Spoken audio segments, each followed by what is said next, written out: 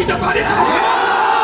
স্বৈরাচারের জন্ম এই বাংলাদেশের মাটিতে আমরা হতে পারি ইনশাআল্লাহ।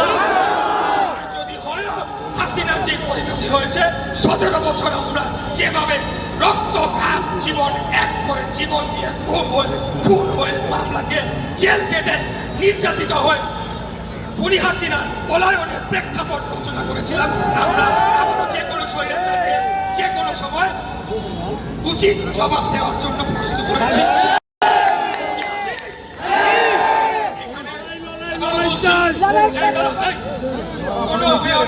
কোনো কিছু বুঝি না।